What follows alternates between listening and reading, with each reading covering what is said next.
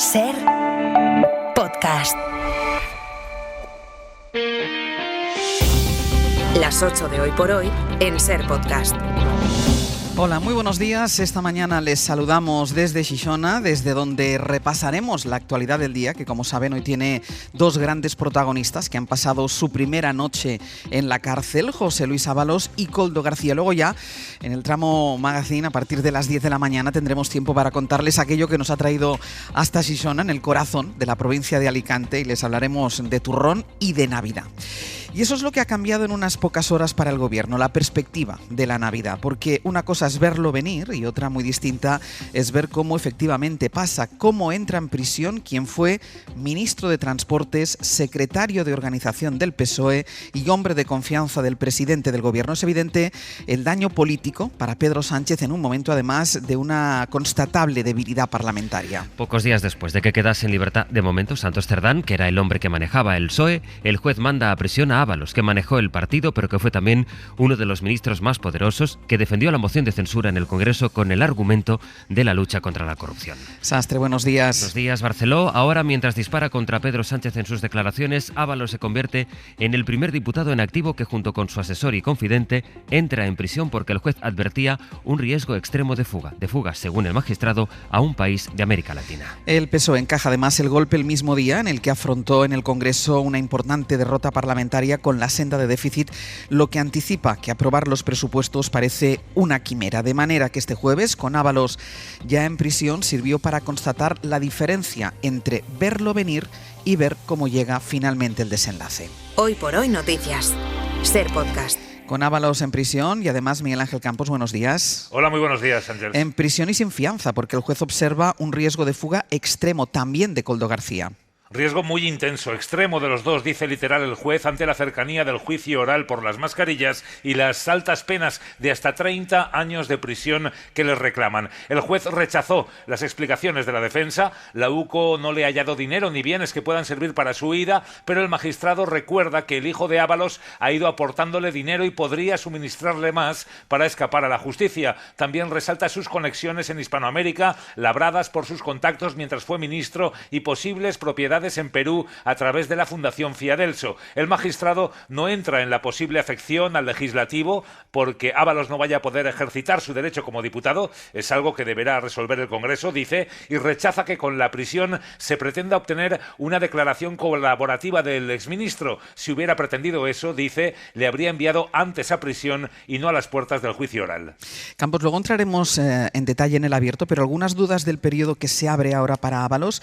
¿Estará en la cárcel hasta que haya juicio y cómo son estas primeras horas en la prisión de Soto del Real? Sí, hasta la celebración del juicio, que se prevé en 3 o 4 meses. Ábalos y Koldo ingresaron ayer tarde. Tras ser fichados, ingresaron en el módulo de ingresos. Luego fueron examinados por el médico y el psicólogo del centro penitenciario de Soto y finalmente conducidos al módulo de respeto, donde se encuentran presos menos conflictivos. Seguramente, si alguno de los dos no dijo lo contrario, Ábalos y Koldo han podido compartir celda. Ningún preso pasa la primera noche en solitario en Soto del Real. Campos, seguimos en el abierto. Hasta luego. Hace ya unos días, cuando intuía que su ingreso en prisión iba a ser inminente, Ábalos empezó a cambiar su estrategia. Dijo que fuentes presenciales le habían confirmado que existió una reunión entre Sánchez y Arnaldo Otegi, que ellos dos niegan, para pactar el apoyo de Bildu a la moción de censura contra Rajoy, la de 2018. Y ayer mismo, poco antes de entrar en prisión, Ábalos le dijo al diario El Mundo: en ERE Europa podemos llegar a Begoña, llegar bien llegados. Guillermo Lerma, buenos días. ¿Qué tal? Buenos días, Ángeles. Es palpable la conmoción que produce en el PSOE ver la imagen de otro de sus secretarios de organización entrando en la cárcel, siendo además diputado todavía en ejercicio y amenazando con ir disparando contra Pedro Sánchez. Sí, en el gobierno reconocen el impacto que supone la entrada en prisión de Ábalos y el malestar que genera también su cambio de estrategia, lanzándose contra el Ejecutivo y el partido del que formó parte. Aún así, en el PSOE creen que el golpe no es ni de lejos comparable al que sufrieron a finales de junio con Santos Cerdán, que hizo el paseillo hacia la cárcel 2 semanas después de ser expulsado de la Secretaría de Organización. Se aferran al hecho de que Ábalos lleva más de un año fuera del partido. Para lo que sí se preparan en la Moncloa es para elevar el tono contra el al exministro, que ayer fue un paso más en los ataques contra sus excompañeros de gabinete, lanzando sospechas contra Begoña Gómez, la mujer del presidente, y dando, dicen, artillería al PP. En el Ejecutivo lamentan que Ábalos caiga en la espiral de mentiras en la que están otros miembros de la trama. Hay fuentes que dicen directamente que el exsecretario de organización va camino de convertirse en una aldama. Hay desconcierto, eso nadie lo niega, por la actitud del exministro, pero insisten los dirigentes consultados en que no hay nada que pueda decir Ábalos que les vaya a implicar. Enmarcan esas acusaciones en la desesperación propia de alguien que es consciente que puede pasar mucho tiempo en prisión. Alberto Núñez Feijóo, que otras veces ha dicho que no presenta una moción de censura por la falta de apoyos, ha convocado una manifestación el domingo en Madrid y la convoca a unos pocos metros de la sede del Partido Socialista. Recupera para ella el lema que ya sacó a la calle hace unos meses y que generó bastante polémica. Lo hace además reafirmándose porque dice así, efectivamente, mafia o democracia. David Junquera, buenos días. Buenos días. El gobierno no para de tambalearse, pero no cae. Y para combatir la frustración que le produce la espera, Feijóo opta por volver a llamar a las calles. Es la 7ª vez que lo hace desde que preside el PP. Opta por esta solución habida cuenta de que los socios siguen sin girarle la cara a Sánchez. Si los socios del señor Sánchez quieren seguir siendo cómplices de todo esto, allá ellos. Lo pagarán. Ya lo están haciendo. Pero la mayoría de españoles no debemos callar ni permanecer anestesiados. Esos socios que no empujan al presidente para que se derrumbe, pero Feijóo tampoco se atreve a abrir el maletín nuclear de la moción de censura. Si me hubiese precipitado presentando una moción de censura sin los apoyos necesarios y sin toda la información que ahora ya conocemos, evidentemente me hubiese equivocado. En mi opinión, insisto, creo que he acertado y espero seguir acertando en el futuro. Todo a pesar de que acusa a Sánchez de ser la manzana que ha podrido el cesto entero y de que da pábulo a las últimas acusaciones de Ábalos, que ha sugerido investigar el rescate a Air Europa para llegar a implicar a Begoña Gómez. Feijóo, por tanto, que apunta a los socios justo cuando ayer mismo, el mismo día del ingreso en prisión de Ábalos, el gobierno encajó la derrota de la senda de déficit en el Congreso con los votos en contra del PP, de Vox, también de Junts y la abstención de Podemos. La intención de la ministra de Hacienda es volver a llevar esa senda a la Cámara, pero vuelve a demostrarse, en fin, que será prácticamente imposible sacar adelante unos presupuestos, ahora precisamente que el gobierno se había comprometido a cumplir con el mandato constitucional que le obliga, al menos, a presentar el proyecto en las Cortes. Los socios presionan y se preguntan por la estabilidad de la legislatura y piden más explicaciones ante el ingreso de Ábalos en la cárcel. Josué Coello. ¿Qué tal? Buenos días. Aunque sin gestos que apunten a una ruptura a corto plazo, los socios empiezan a sentirse incómodos con el caso Ábalos, sobre todo tras la entrada en prisión del exministro de Transportes y las consecuencias que esto pueda tener. Centrados en su figura, han sido muy críticos en sumar con Enes Urtasun, hablando de máximo desprecio. Creo que ante un personaje que está siendo investigado sentado en el banquillo, que trate de apretar el botón del ventilador para distraer la atención, lo único que merece es el máximo desprecio. Tampoco ha cambiado la postura de Esquerra y su apoyo al Ejecutivo. Que Ábalos haya entrado en prisión no cambia nada, decía Gabriel Rufián. Para nosotros pues cambia poca cosa porque, repito, son las mismas acciones. Si han sido algo más críticos en Podemos, del caso PSOE que decía Yone Belarra hace unos días, a la crítica a otros grupos por minimizar este caso de corrupción. Máxima contundencia contra la corrupción, porque a mí me preocupa que haya grupos que le quiten importancia a la corrupción cuando la hace el PSOE. Nosotros pensamos que hay que tener la misma posición con la corrupción del PSOE y con la corrupción del PP. Silencio por ahora de los socios vascos. Ni PNV ni Bildu se han pronunciado sobre la entrada en prisión de Ábalos. Con este escenario, Guille, con Ábalos y Koldo en la cárcel, sin apoyos en el Congreso y a punto de estrenar un nuevo ciclo electoral, la pregunta es si en la Moncloa mantienen los planes de que la legislatura puede aguantar hasta 2027. Los mantienen, Ángels, y de hecho dicen que la actitud del PP les refuerza en esa intención de seguir. En la Moncloa aseguran que las elecciones serán cuando toquen legalmente o antes, pero si el presidente quiere. En el Ejecutivo aseguran que no van a ceder al chantaje y a la deriva de Feijóo, es lo que consideran el anuncio de la manifestación del domingo. Dicen que el PP está instalado en una estrategia para trasladar la idea de que continuar es inviable y que quieren en Génova crear un estado de opinión de caos. Los socialistas reconocen que la complejidad del Parlamento es hoy mayor, entierra cualquier posibilidad de formar mayorías, pero hay fuentes que admiten que la pérdida de un voto clave como el de Ábalos supone un cambio en el tablero, pero lo que toca, dicen en el Ejecutivo, no es abrir las urnas, sino jugar con ese tablero y con normalidad, así que defienden en el Ejecutivo que siguen dándose las condiciones para mantenerse en el gobierno. Seguimos en el abierto, Guille. Hasta luego. Esto último de Ábalos y de Koldo, que han pasado su primera noche en prisión, vaya, llega cuando el gobierno todavía intentaba pasar página de la condena al fiscal general del Estado. Lo acaba de pasar, entre otras cosas, porque el Tribunal Supremo sigue redactando aún la sentencia. Y contra eso acaba de revolverse la Unión Progresista de Fiscales, la asociación a la que pertenece García Ortiz. Dice en un comunicado que este retraso es violencia institucional y le exige al Supremo que haga pública la sentencia de inmediato. Isabel Vega, buenos días. Buenos días. El comunicado subraya que privar al condenado y a la ciudadanía de conocer las razones de la condena genera una grave inseguridad jurídica y un grave daño institucional. Para los fiscales progresistas, estar condenado sin conocer por qué es una forma de violencia institucional, ya que no se trata de un mero trámite. La motivación de la sentencia, dicen, es la garantía democrática esencial y lo que permite garantizar que el fallo sea dictado conforme a la ley. Reclaman así al Supremo que difunda la sentencia completa contra García Ortiz de forma inmediata. Todo esto mientras el PP engrasa su relación con Vox, aquí donde estamos hoy, en la Comunitat Valenciana. A eso vamos enseguida. Hoy por hoy noticias. Ser podcast.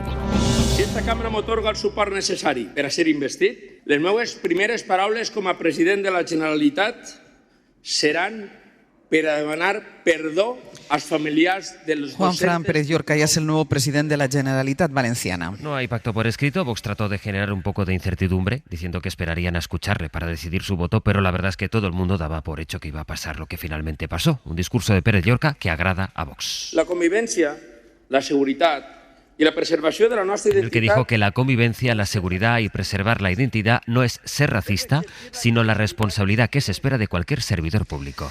Valencia, Julián Jiménez, buen día. ¿Qué tal? Buen día, Ángels. Pérez Llorca pidió perdón a las víctimas de la Dana en un discurso en el que concedió a Vox los temas que ellos querían. Sí, Pérez Llorca apura la legislatura hasta el final de mandato. Va a disponer de solo año y medio para culminar la reconstrucción y para cumplir toda y cada una de las promesas que le hacía ayer a Vox. Tenim que parlar clar. El Pacte Verd Europeu és la major amenaça que s'enfrontem els nostres llauradors. Reivindicar una gestió de totes les administracions més responsable en el tema de la inmigració. Que hagan de una vez por todas la presa de Villamarchant, que hagan de una vez por todas la presa de Cheste y que reparen urgentemente la presa de Forán. El nuevo presidente asumía así desde la tribuna del Escors las exigencias de Vox y no solo eso, les dio las gracias en numerosas ocasiones por apoyar al Partido Popular durante todos estos meses. Señorías de Vox, yo les quiero agradecer que hayan estado trabajando en todo momento con la responsabilidad de seguir impulsando la reconstrucción en la Comunidad Valenciana. Hasta la fecha, ambas formaciones políticas hemos demostrado la altura de miras necesaria. Muchas gracias. Una sintonía total con Vox que le acabó correspondiendo. José María Llanos es el portavoz síndico. Vox le tiende la mano y le ofrece un camino con las medidas que le hemos estado enumerando y por todo ello apoyaremos su investidura. Se cumplió por tanto el guión previsto. El nuevo presidente jurará el cargo el próximo martes. Después de ver a formar a su nuevo gobierno, es probable que repitan algunos de los consejeros de Mazón la confirmación, según el PSPB y Compromís,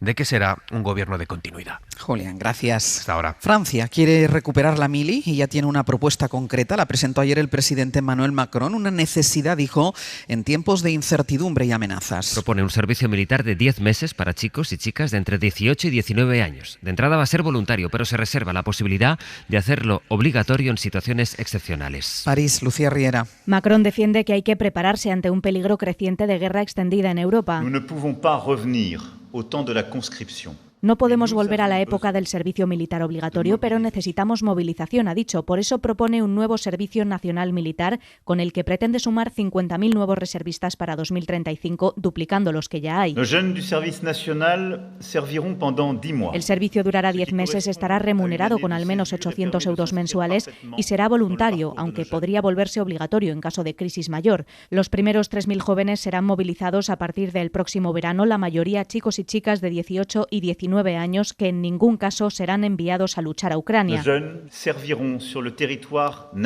Macron ha insistido en que prestarán servicio únicamente en el territorio nacional. 8 de cada 10 franceses respaldan la medida, que costará 2.000 millones de euros.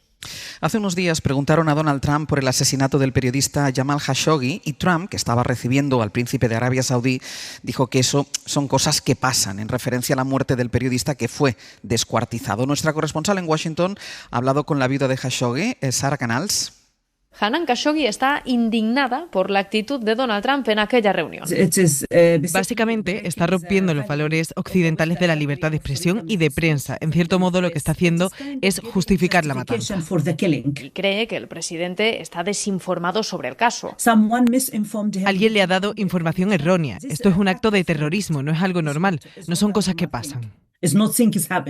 Ahora, junto a congresistas demócratas, se presiona a la Casa Blanca para que difunda una llamada entre Trump y el saudí tras el asesinato en 2019. Decidieron destrozarme la vida y arrebatarme el hombre al que amaba.